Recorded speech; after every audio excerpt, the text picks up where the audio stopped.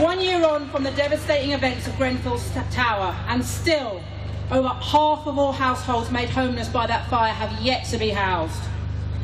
1 year on, and 72 lives lost, a community displaced, livelihoods destroyed, and survivors left traumatised.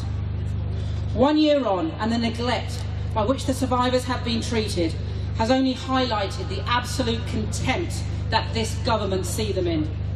So today, the Fire Brigades Union stand hand in hand, shoulder to shoulder with you all.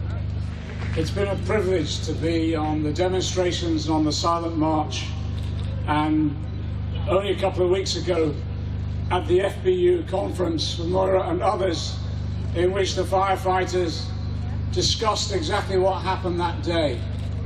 And one of the most moving speeches was from the representative of the controllers who had to pick up that telephone and listen to people pleading for help as the fire went on. And the speaker broke down, well, most of us broke down when we listened to that. And if nothing else, it's committed us all, hasn't it?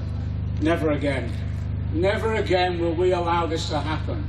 But what has been so despicable about this is that this has happened in the richest borough, in the 5th richest country in the world, where we have a government and a local council more interested in saving money than saving lives.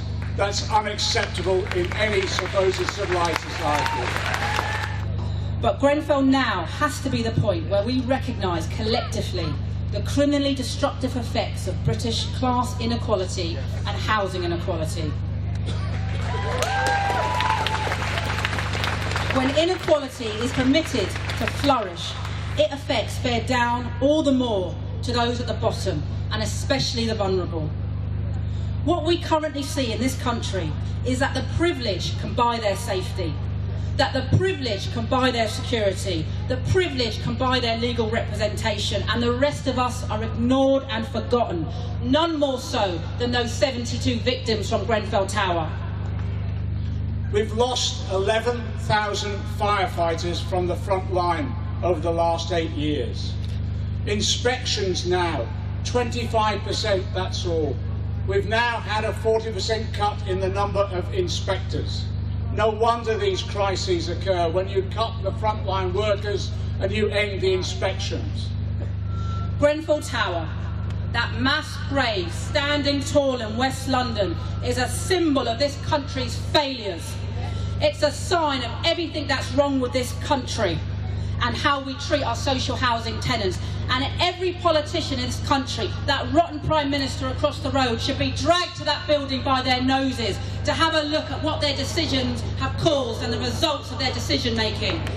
So the memorial to the 72 will be the generation after generation that come, that will live in safety, but will be housed decently in our capital city.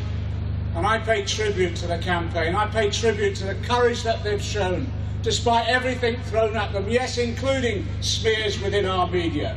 Everything that has been thrown against them, with courage they've stood firm. But let me say this, we're here in solidarity, and that solidarity will stay with them until we get truth and justice. But if one good thing has come from Grenfell, it's to see the local community come together to support each other, and to see communities from across the country reach out. After all, it was our Muslim brothers and sisters who ran into Grenfell Tower on the night of the fire, banging on people's doors, alerting them and saving many more people.